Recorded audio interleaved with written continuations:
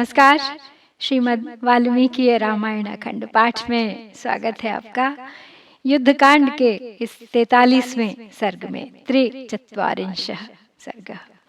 इसमें आज होगा वानरों और राक्षसों के बीच द्वंद्व युद्ध। तो चलिए प्रारंभ करते हैं और देखते हैं किसकी विजय होती है आज के इस द्वंद्व युद्ध में। युध्यताम तु ततस्तेषां वानराणां महात्मनां रक्षसां संबभूवाथ बलरोषः सुदारुणः। ते हयैः काञ्चनापीडैर्गजैश्चाग्निशिखोपमैः रथैश्चादित्यसङ्काशैः कवचैश्च मनोरमैः निर्ययु राक्षसा वीरान्नादयन्तो दिशो दश। राक्षसा भीमकर्माणो रावणस्य जयिषिणः। वानराणामपि चमूर्बृहती जयमिच्छताम् अभ्यधावतां सेनां रक्षसां घोरकर्मणाम्। एतस्मिन्नन्तरे तेषामन्योन्यमभिधावतां रक्षसां वानराणां च द्वन्द्वयुद्धमवर्तत। तो राक्षस सेना और वानरों की सेना दोनों परस्पर युद्ध में एक दूसरे के सामने हैं। महामना वानरों और राक्षसों को दोनों को ही एक दूसरे की सेना को देखकर बड़ा भयंकर रोष हुआ। सोने के आभूषणों से विभूषित घोड़ों, हाथियों, अग्नि की ज्वाला के समान दैदीप्यमान रथों तथा सूर्य तुल्य तेजस्वी मनोरम कवचों से युक्त वे वीर राक्षस 10 दिशाओं को अपनी गर्जना से गुंजाते हुए निकल पड़े। भयानक कर्म करने वाले वे सभी निशाचर रावण की विजय चाहते थे। भगवान श्री राम की विजय चाहने वाले वानरों की उस विशाल सेना ने भी घोर कर्म करने वाले राक्षसों की सेना पर धावा बोल दिया। इसी समय एक दूसरे पर धावा बोलते हुए राक्षसों और वानरों में द्वंद्व युद्ध छिड़ गया। अंगदेनेन्द्रजित् सार्धं वालिपुत्रेण राक्षसः अयुध्यत महातेजाश्चयम्बकेन यथान्धकः। प्रजङ्घेन च सम्पातिर्नित्यं दुर्धर्षणोरणे जम्बुमालिनमारब्धो हनुमानपि वानरः। संगतस्तु महाक्रोधो राक्षसो रावणानुजः। समरे तीक्ष्णं वेगेन शत्रुघ्नेन विभीषणः। तपनेन गजः सार्धं राक्षसेन महाबलः। निकुम्भेन महातेजा नीलोऽपि समयुध्यत। वानरेन्द्रस्तु सुग्रीवः प्रघसेन सुसंगतः। संगतः समरे श्रीमान् विरूपाक्षेण लक्ष्मणः। तो वालिपुत्र अंगद के साथ महातेजस्वी राक्षस इंद्रजीत उसी तरह भिड़ गया जैसे त्रिनेत्रधारी महादेव जी के साथ अंधकासुर लड़ रहा हो। प्रजंघ नामक राक्षस के साथ सदा ही रण दुर्जय वीर संपाति ने और जम्बुमाली के साथ वानर वीर हनुमान जी ने युद्ध आरंभ किया। अत्यंत क्रोध में भरे हुए रावणानुज राक्षस विभीषण समरांगण में प्रचंड वेगशाली शत्रुघ्न के साथ उलझ गए। महाबली गज तपन नामक राक्षस के साथ लड़ने लगे। महातेजस्वी नील भी निकुंभ से जूझने लगे। वानरराज सुग्रीव प्रघस के साथ और श्रीमान लक्ष्मण समर भूमि में विरूपाक्ष के साथ युद्ध करने लगे। अग्निकेतुः सुदुर्धर्षो रश्मिकेतुश्च राक्षसः सुप्तघ्नो यज्ञकोपश्च रामेण सह संगताः वज्रमुष्टिश्च महेन्द्रेण द्विविधेना शनिप्रभः राक्षसाभ्यां सुघोराभ्यां कपिमुख्यौ समागतौ वीरः प्रतपनो घोरो राक्षसो रणदुर्धरः समरे तीक्ष्णवेगेन नलेन समयुध्यत धर्मस्य पुत्रो बलवान् सुषेण इति विश्रुतः सा विद्युन्मालिना सार्धमयुध्यत महाकपिः वानराश्चापरे घोरा राक्षसैरपरैः सह द्वन्द्वं समीयु सहसा युद्ध्वा च बहुभिः सह। दुर्जय वीर अग्निकेतु, रश्मिकेतु, सुप्तघ्न और यज्ञकोप, ये सब राक्षस श्री रामचंद्र जी के साथ जूझने लगे। महेंद्र के साथ वज्र मुष्टि और द्विविध के साथ अशनिप्रभ युद्ध करने लगे। इस प्रकार इन दोनों भयानक राक्षसों के साथ वे दोनों कप शिरोमणि वीर भिड़े हुए थे। प्रतपन नाम से प्रसिद्ध एक घोर राक्षस था जिसे रणभूमि में परास्त करना अत्यंत कठिन था। वह वीर निशाचर सम्रांगण में प्रचंड वेगशाली नल के साथ युद्ध करने लगा। धर्म के बलवान पुत्र महाकपि सुषेण राक्षस विद्युन्माली के साथ लोहा लेने लगे। इसी प्रकार अन्य भयानक वानर बहुतों के साथ युद्ध करने के पश्चात दूसरे राक्षसों के साथ द्वंद्व युद्ध करने लगे। तत्रासीत् सुमहत् युद्धं तुमुलं रोमहर्षणं रक्षसां वानराणां च वीराणां जयमिच्छताम् हरिराक्षसदेहेभ्यः प्रभूताः केशशाद्वलाः शरीरसङ्घाटवहाः प्रसुश्रुः शोणितापगाः अजघानेन्द्रजित् क्रुद्धो वज्रेणेव शतक्रतुः अंगदं गदया वीरं शत्रुसैन्यं विदारणं तस्य काञ्चन चित्रांगं रथं साश्वं ससारथिं जघान गदया श्रीमानंगदो वेगवान् हरिः सम्पातिस्तु प्रजङ्घेन त्रिभिर्बाणैः समाहतः निजघानाश्वकर्णेन प्रजङ्घं रणमूर्धनि। तो वहाँ राक्षस और वानर वीर अपनी अपनी विजय चाहते थे। उनमें बड़ा भयंकर और रोमांचकारी युद्ध चल रहा था। वानरों और राक्षसों के शरीरों से निकलकर बहुत सी खून की नदियां बह रही थीं।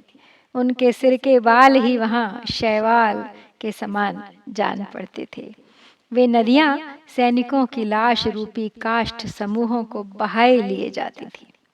जिस प्रकार इंद्र वज्र से प्रहार करते हैं, उसी प्रकार इंद्रजीत मेघनाद ने शत्रु सेना को विदीर्ण करने वाले वीर अंगद पर अपनी गदा से आघात किया। किंतु वेगशाली वानर श्रीमान अंगद ने उसकी गदा हाथ से पकड़ ली और उसी गदा से इंद्रजीत के सुवर्ण जटित रथ को सारथी और घोड़ों सहित चूर चूर कर डाला। प्रजंघ ने संपाति को 3 बाणों से घायल कर दिया। तब संपाति ने भी अश्वकर्ण नामक वृक्ष से युद्ध के मुहाने पर प्रजंघ को मार डाला। जम्बुमाली रथस्थस्तु रथ शक्त्या महाबलः बिभेद समरे क्रुद्धो हनुमन्तमस्तनान्तरे तस्य तं रथमास्थाय हनुमान् मारुतात्मजः प्रममाथ तलेनाशु सहतेनैव रक्षसा नदन् प्रतपनो घोरो नलं सोऽभ्यनुधावत नलः प्रतपनस्याशुपातयामास चक्षुषी भिन्नगात्रः शरैस्तीक्ष्णैः क्षिप्रहस्तेन रक्षसा ग्रसन्तमिव सैन्यानि प्रघसं वानराधिपः सुग्रीवः सप्तपर्णेन निजघान जवेन च प्रपीडय शरवर्षेण राक्षसं भीमदर्शनम् निजघान् विरूपाक्षं शरेणैकेन लक्ष्मणः अग्निकेतुश्च दुर्धर्षो रश्मिकेतुश्च राक्षसः सुप्तघ्नो यज्ञकोपश्च रामं निर्बिभिदुः शरैः। तो महाबली जम्बुमाली रथ पर बैठा हुआ था।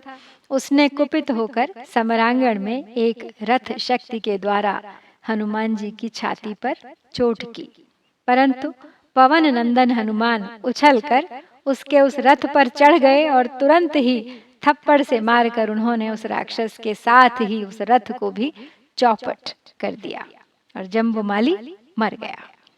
दूसरी ओर भयानक राक्षस प्रतपन भीषण गर्जना करके नल की ओर दौड़ा। शीघ्रता पूर्वक हाथ चलाने वाले उस राक्षस ने अपने तीखे बाणों से नल के शरीर को क्षत विक्षत कर दिया। तब नल ने तत्काल ही उसकी दोनों आंखें निकाल ली। उधर राक्षस प्रघस वानर सेना को काल का ग्रास बना रहा था। यह देख वानर राज सुग्रीव ने सप्तपर्ण नामक वृक्ष से उसे वेग पूर्वक मार गिराया। लक्ष्मण ने पहले बाणों की वर्षा करके भयंकर दृष्टि वाले राक्षस विरूपाक्ष को बहुत पीड़ा दी, फिर एक बाण से मारकर उसे मौत के घाट उतार दिया। अग्निकेतु, दुर्जय, रश्मिकेतु, सुप्तघ्न और यज्ञकोप नामक राक्षसों ने श्री रामचंद्र जी को अपने बाणों से घायल कर दिया। तेषां चतुर्णां रामस्तु शिरांसि समरे शरैः क्रुद्धः चतुर्भिश्चिच्छेद घोरैरग्निशिखोपमैः वज्रमुष्टिस्तु मैन्देन मुष्टिना निहतो रणे पपात सरथः साश्वः पुराट्टैव भूतले निकुम्भस्तु रणे नीलं नीलाञ्जनचयप्रभं निर्बिभेद शरैस्तीक्ष्णैः करैर्मेघमिवांशुमान् पुनः शरशतेनाथ क्षिप्रहस्तो निशाचरः बिभेद समरे नीलं निकुम्भः प्रजहास च तस्यैव रथचक्रेण नीलो विष्णुरिवाहवे शिरश्चिच्छेद समरे निकुम्भस्य च सारथेः। तब श्री राम ने कुपित हो अग्निशिखा के समान भयंकर बाणों द्वारा समरांगण में उन चारों के सिर काट लिए। उस युद्ध स्थल में मैंद ने वज्र मुष्टि पर मुक्के का प्रहार किया, जिससे वह रथ और घोड़ों सहित उसी तरह पृथ्वी पर गिर पड़ा मानो देवताओं का विमान धराशायी हो गया हो। निकुंभ ने काले कोयले के समूह की भांति नील वर्ण वाले नील को रण क्षेत्र में अपने पैने बाणों द्वारा उसी तरह छिन्न भिन्न कर दिया, जैसे सूर्यदेव अपनी प्रचंड किरणों द्वारा बादलों को फाड़ देते हैं। परंतु शीघ्रता पूर्वक हाथ चलाने वाले उस निशाचर ने समरांगण में नील को पुनः 100 बाणों से घायल कर दिया। ऐसा करके निकुंभ जोर जोर से हंसने लगा। तो यह देख नील ने उसी के रथ के पहिए से युद्ध स्थल में निकुंभ तथा उसके सारथी का उसी तरह सिर काट दिया जैसे भगवान विष्णु संग्राम भूमि में अपने चक्र से दैत्यों के मस्तक उड़ा देते हैं। वज्राशनि समस्पर्शो द्विविधो अप्यशनि प्रभम जघान गिरिशृंगेण मिषताम सर्वरक्षसाम द्विविधम वानरेन्द्रम तु द्रुमयोधिनमाहवे शरैरशनि संकाशैः स विव्याधाशनि प्रभः सशरैरभिविद्धांगो द्विविधः क्रोधमूर्छितः सालेन सरथम साश्वं निजघानाशनि प्रभम विद्युन्माली रथस्थस्तु शरैः काञ्चनभूषणैः सुषेणं ताडयामास ननाद च मुहुर्मुहुः तं रथस्थमथो दृष्ट्वा सुषेणो वानरोत्तमः गिरिशृंगेण महता रथमाशून्यपातयत् लाघवेन तु संयुक्तो विद्युन्माली निशाचरः अपक्रम्य रथातूर्णं गदापाणिः क्षितौ स्थितः। तो द्विविध का स्पर्श वज्र और अशनि के समान दुस्सह था। उन्होंने सब राक्षसों के देखते देखते अशनि प्रभ नामक निशाचर पर एक पर्वत शिखर से प्रहार किया। तब अशनि प्रभ ने युद्ध स्थल में वृक्ष लेकर युद्ध करने वाले वानर राज द्विविध को वज्र तुल्य तेजस्वी बाणों द्वारा घायल कर दिया। द्विविध का सारा शरीर बाणों से क्षत विक्षत हो गया था। इससे उन्हें बड़ा क्रोध हुआ और उन्होंने एक साल वृक्ष से रथ और घोड़ों सहित अशनि प्रभ को मार गिराया। रथ पर बैठे हुए विद्युन्माली ने अपने सुवर्ण भूषित बाणों द्वारा सुषेण को बारंबार घायल किया। फिर वह जोर जोर से गर्जना करने लगा। उसे रथ पर बैठा देख वानर शिरोमणि सुषेण ने एक विशाल पर्वत शिखर चलाकर उसके रथ को शीघ्र ही चूर चूर कर डाला। निशाचर विद्युन्माली तुरंत ही बड़ी फुर्ती के साथ रथ से नीचे कूद पड़ा और हाथ में गदा लेकर पृथ्वी पर खड़ा हो गया।